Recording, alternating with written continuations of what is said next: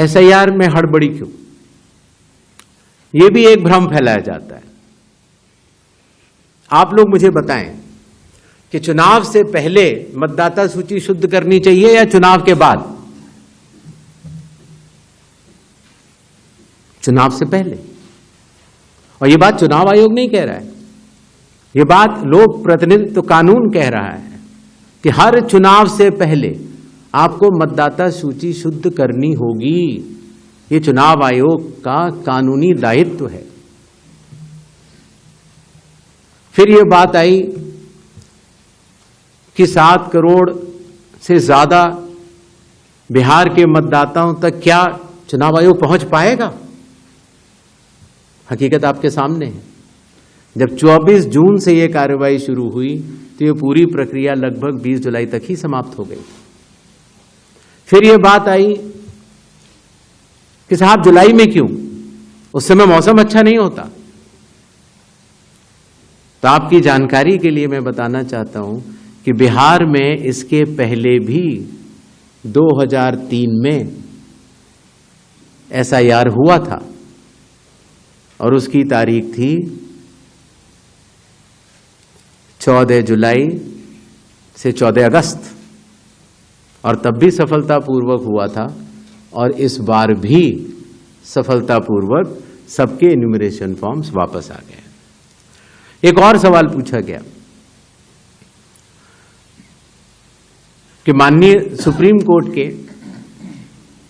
कहने से हम लोगों ने ये मशीन रीडेबल फॉर्मेट क्यों दिया? माननीय सुप्रीम कोर्ट ने ये स्पष्ट कहा है कि हर जिले की अलग वेबसाइट बनाई जाए और हर जिले की वेबसाइट पर एपिक नंबर से सर्च होने वाली सूची रखी। एसआईआर में हड़बड़ी क्यों? यह भी एक भ्रम फैलाया जाता है। आप लोग मुझे बताएं कि चुनाव से पहले मतदाता सूची शुद्ध करनी चाहिए या चुनाव के बाद? चुनाव से पहले। और यह बात चुनाव आयोग नहीं कह रहा है, यह बात लोक प्रतिनिधित्व कानून कह रहा है कि हर चुनाव से पहले आपको मतदाता सूची शुद्ध करनी होगी। यह चुनाव आयोग का कानूनी दायित्व है। फिर यह बात आई कि 7 करोड़ से ज्यादा बिहार के मतदाताओं तक क्या चुनाव आयोग पहुंच पाएगा? हकीकत आपके सामने है। जब 24 जून से यह कार्रवाई शुरू हुई तो यह पूरी प्रक्रिया लगभग 20 जुलाई तक ही समाप्त हो गई। फिर यह बात आई कि साहब जुलाई में क्यों? उस समय मौसम अच्छा नहीं होता।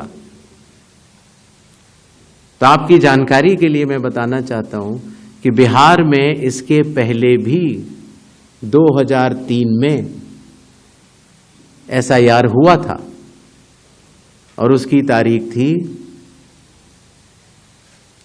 14 जुलाई से 14 अगस्त और तब भी सफलतापूर्वक हुआ था और इस बार भी सफलतापूर्वक सबके एन्यूमरेशन फॉर्म्स वापस आ गए। एक और सवाल पूछा गया कि माननीय सुप्रीम कोर्ट के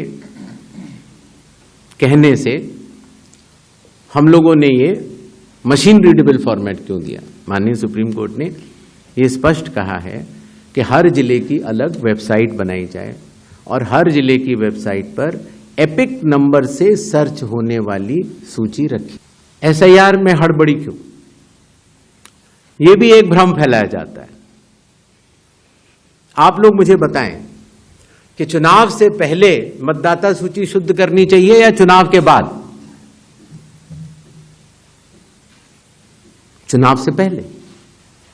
और यह बात चुनाव आयोग नहीं कह रहा है, यह बात लोक प्रतिनिधित्व कानून कह रहा है कि हर चुनाव से पहले आपको मतदाता सूची शुद्ध करनी होगी। यह चुनाव आयोग का कानूनी दायित्व है।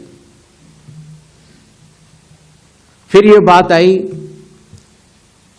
कि 7 करोड़ से ज्यादा बिहार के मतदाताओं तक क्या चुनाव आयोग पहुंच पाएगा?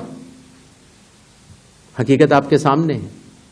जब 24 जून से ये कार्रवाई शुरू हुई तो ये पूरी प्रक्रिया लगभग 20 जुलाई तक ही समाप्त हो गई।